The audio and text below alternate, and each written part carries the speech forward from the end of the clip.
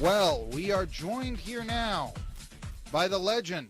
And I said before we left, there may not be another athlete in the history of Tri-Cities who's revered as who we have on now. We're beginning our sports format here on 1420 NBC Sports Radio Tri-Cities. Well, we're going to have a legendary station. We're going to begin by interviewing a legend.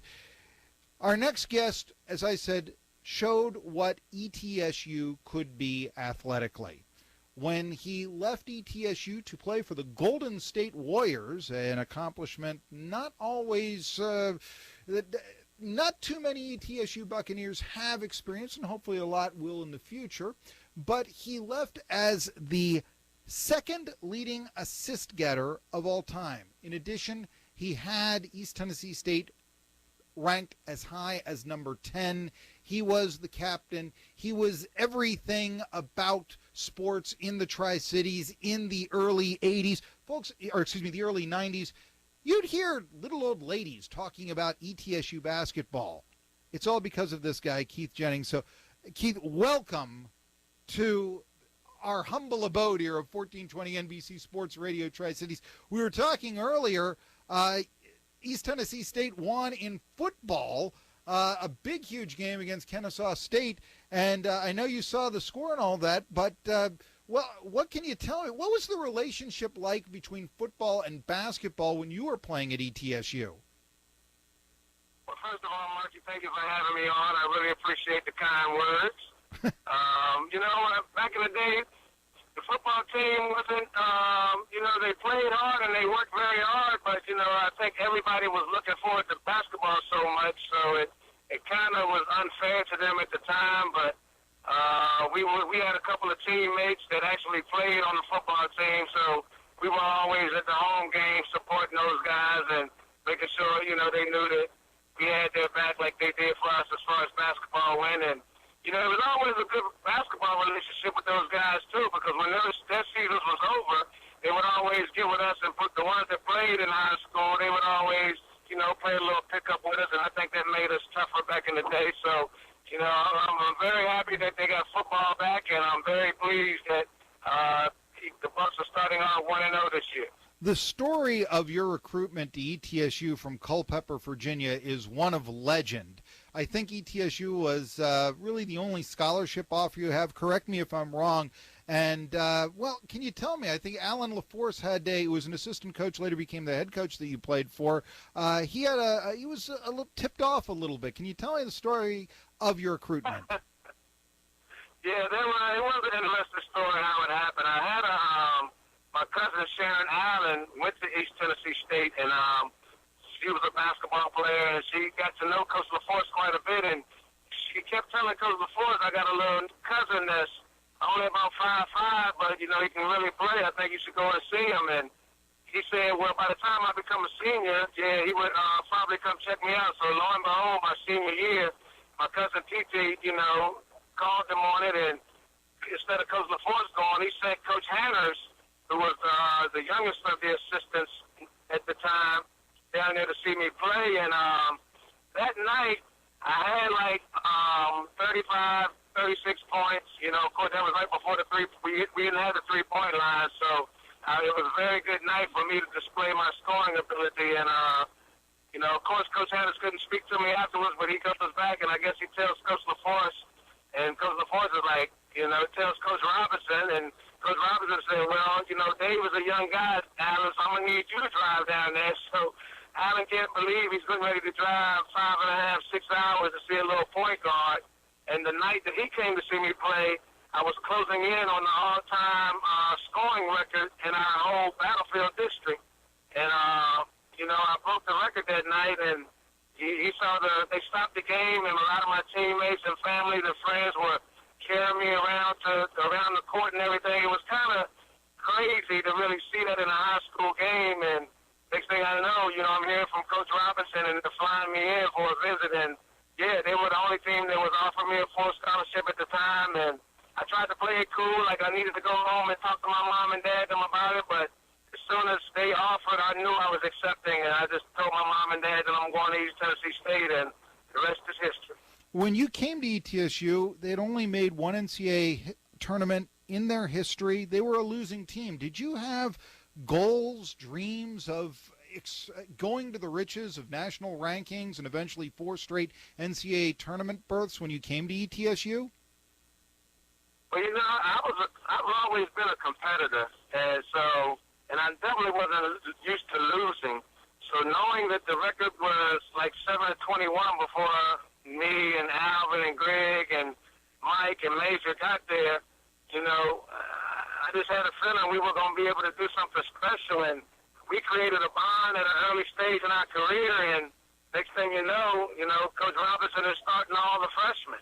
So that kind of got our feet wet as freshmen. And then the next year we were able to beat Marshall and go to the NCAA tournament. And, when you watch the NCAA tournament on television all the time, dreaming to play in it one day and to finally have that dream come true was just a great feeling. And once we did it once, it was just like you couldn't tell us we couldn't get back there. So it was just a great group of guys. We played for some really good coaches.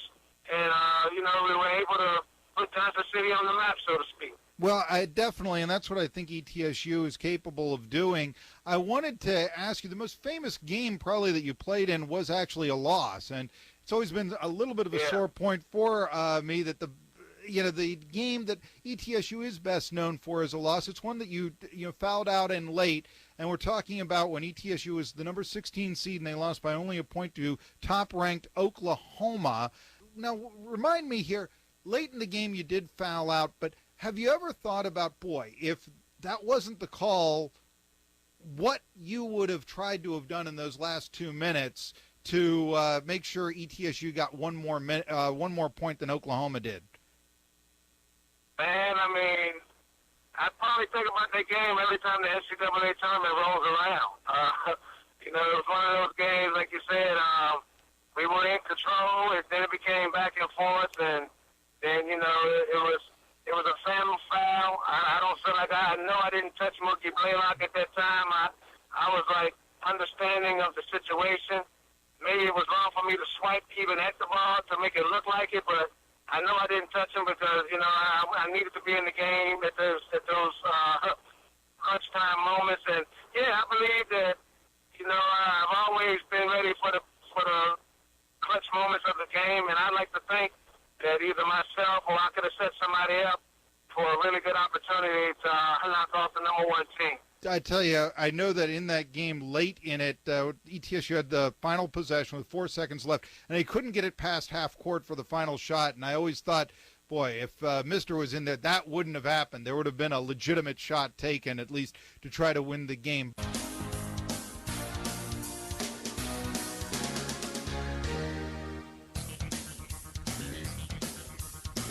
Back here, Tri-City Sports Now. I'm Marky Bilson talking to the legend, Keith Mr. Jennings. Hey, I was going to ask you, how did you get the nickname Mr.? I'm embarrassed to say I don't know. Well, it kind of just happened growing up younger, playing football, and I was like 7 years old with some new friends, and, we had been out there for a couple of hours, and my dad was ready to go, and at this time we were playing just a little tackle football with each other, and he was yelling, "Keith, let's go," and I could hear him, but, young guys being with their new friends, I kind of was ignoring them, and he said it again a little bit louder, "Keith, let's go," and I was still ignoring him, and then he finally was like, "Mr. Jennings, get your ball in," and I turned and looked at some of my friends was like, "Mister, he calls you Mister," and I was like, yeah, he calls me Mister, and so it kind of stuck, funny story, when I first got to East Tennessee State, one of my first teammates that I met, a guy named Rodney Jones, he was a junior, and he came by to see me after my family and just dropped me off because I was kind of in shambles when they left me. I was real homesick early, and that was the first question he asked. He said, "Hey, freshman, how you doing?" And I guess he could see I was a little teary-eyed, and I was like, "I'm doing okay," and he was like, "What's your name?" And I was like, "Mister," and he was like, "Mister?" He said, "That's your real name?" And I was like, "No, my real name is Keith." He was like, "Okay, that's what I'm going to call you, Keith." And after we played the first week, he was like, okay, I'm going to call you mister. So that was pretty funny with Rodney. It was. It sounds great to get you acclimated to the Tri-Cities, which you don't live that far from now, coaching in Banner Elk for Lees-McRae and the Bobcats. 3 years playing in the NBA for Don Nelson and the Golden State Warriors. Can you tell me a little bit about, now that you're a coach, what are some of the lessons that you learned under Don Nelson that you're giving to the Bobcats? Well, first of all, Steve Harden is doing a wonderful job as a head coach. I appreciate him giving me the opportunity to come and be a part of his staff and help try to turn this program around. And, gives me a lot of leeway with the guys. So it's always fun working them out and a lot of skill development. But I would think the main thing I learned from Coach Nelson is how to isolate people on the court, work at the worst, try to get at the worst defender and, understand the mismatch. Because, me being a smaller guard, of course I had to deal with a lot of mismatches on both ends, whether it be for me on the offensive end or for a taller guard on the defensive end. So just some little toughness things that can help these young guys know that you don't have to be a big guy to be successful. And, I think me playing in the NBA gets their attention kind of quick. So they're always willing to listen and they're ready to learn. And it's been fun working with them. Last season, with Steve Harden, Lees-McRae won 16 games. I believe it's a school record. Now, 16 games isn't the most that you could have for a school record. It's not quite that impressive, if I may say so. So let me ask you what you are doing or what your focus is to change the culture at Lees-McRae from losing to winning. How do you do that, Coach? Well, I can understand you saying that 16 wins isn't that much, but when you come into a program and they're only winning 3 games and then 5 games and then 7 games, you can understand that the culture is not a winning culture. So last year, the year before last, when we won 15 games, which was the most wins in school history, just seeing the smiles on those guys' face made it all worth it. And then last year, we broke the record again and we won 16. So just getting them into a mind frame of winning, a winning attitude, whether it be on the basketball court, whether it be in the classroom, because we had a team GPA of 3.2 last year too. So we're just trying to make sure they understand we want them to win in everything. And it's changing the program, and it's making upperclassmen really act like upperclassmen, which makes the freshmen makes it adjustable for them a little bit faster. So I really think we'll probably end up breaking the record again this season, and I think we should be definitely a little bit better than we were last year. In early November this season, Lees-McRae will be visiting Johnson City to play ETSU. What are your thoughts coming into this game? Well, I'm thankful that Coach Forbes is giving us an opportunity to come back and play. I've met him and chatted with him a few times. Very nice man, and I think he understands how important East Tennessee State is to me. So to be able to come back and, coach against those guys and watch them right there on the court is going to be something exciting. And, everybody knows that at some point I would love to coach at East Tennessee State. So this is going to be a wonderful opportunity, and I think our guys are really looking forward to it. That was going to be my next question. I know you were a graduate assistant under Murray Bartow. Tell me about that season. What did you learn as a grad assistant under Bartow? I think the thing I learned from Coach Bartow the most was, how detailed he was in practice, and it's the same things that I would do as a head basketball coach. Also, there's certain things you got to really be able to do to get your guys motivated to practice and to play. We know the young guys always want to play in the games, but to motivate them and get them ready for practice is something that I paid attention to, and it was just something I look forward to doing one of these days. Like I said, I appreciate the opportunity that Murray gave me, and, that's what life is about, man. When you get opportunities, you got to make the most of it, and, I look forward to opportunities in the future. Was it all you wanted? I asked this because I know as a grad assistant, and it's not uncommon, but no, you weren't part of the official staff after that. would you have liked that? That made it difficult because I really, you're only allowed to have a certain amount of coaches on the court, and the knowledge that I have as far as playing at the top level and playing overseas and playing Division I basketball, I couldn't share as much knowledge on the court as I had to do just verbally with some of those guys when I got the opportunity. So it was definitely, I think the NCAA make a lot of rules that stop a lot of people from being able to get other kids better. So it was unfortunate that I couldn't work with them in that aspect, but it is definitely still something that I won't forget. Do you think that potentially, or maybe I should even ask you there at Lees-McRae, are you sort of coaching, or would you have aspirations maybe of joining Steve Forbes' staff one day? Well, I'm very happy. Yeah. At Lees-McRae with Coach Harden, I love being his right-hand man, and he gives me an opportunity to help these guys get better in every aspect of the program. So really, really thankful for that opportunity. But at the same time, if the opportunity presents itself at East Tennessee State, like I said, this was like my second home. I didn't know of any place else after I left Culpeper, Virginia. And for the people of Johnson City to take me in the way they did, and I just really look forward to maybe giving back to this program one of these days. What are your goals this year at Lees-McRae for the basketball team? 20 victories, or tell us. I think that's kind of like the measuring stick, I think, for programs, 20 win seasons. And so, we're getting a little bit close. The last 2 years, after we had broken the record, we won 15, and then unfortunately we dropped our next 4. And, we ended the season, with a 4-game losing streak. And the same thing kind of happened last year. We broke the record, and then the last 4 seasons of the game, last 4 games of the season, it was kind of tough for our guys to finish. So we're trying to figure out what we're doing at the end of the season. Maybe we were working them too hard. I know when I get a chance, I like to push them to the limit. And, maybe this year I will learn to maybe back off just to see if that makes a difference. So I think 20 games and getting into the national tournament would definitely be something very nice. I'm big on being able to send seniors out on the right note, and definitely watching these guys get their degrees. Since I've been here also, it's been a blessing to see all our seniors graduate. So it's just, just looking forward to hopefully continuing to watch these kids grow as young adults.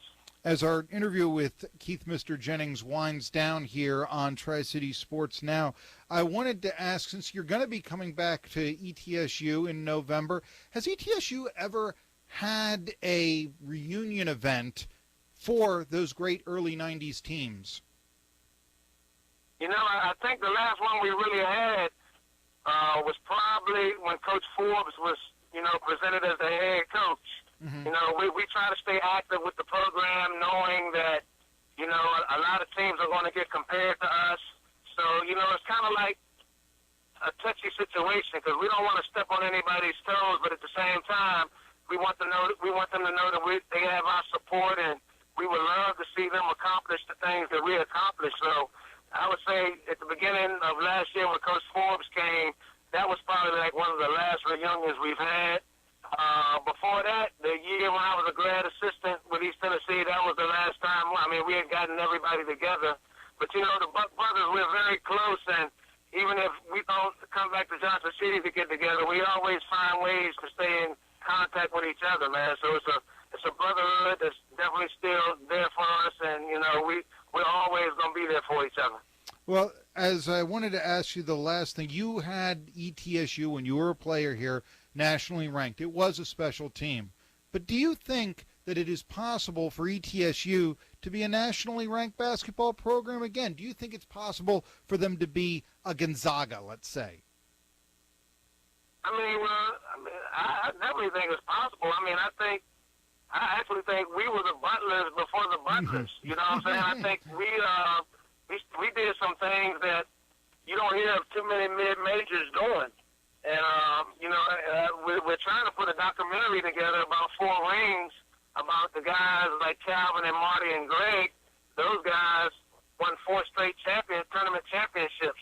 I'm still trying to figure out if there are any more guys in college basketball that has been able to do that.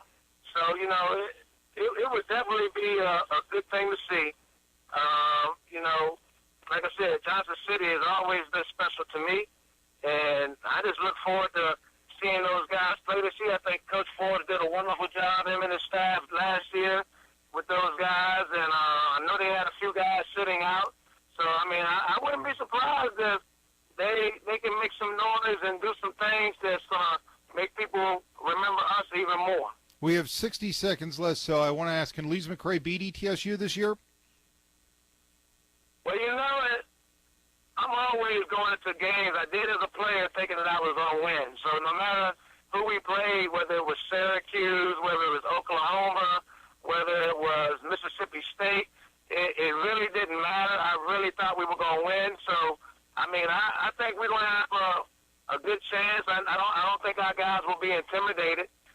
We shoot the three a lot. You know, we made 19 threes in a game last year. So if this is that night that we decide to get hot, then you just never know what can happen, you know. But if not, you know, we know it's going to be a tough task. And so the way they say it, you know, Division II is not supposed to beat Division I. So we just appreciate Coach Ford giving us the opportunity, because a lot of other D1 schools that we tried to play wouldn't play.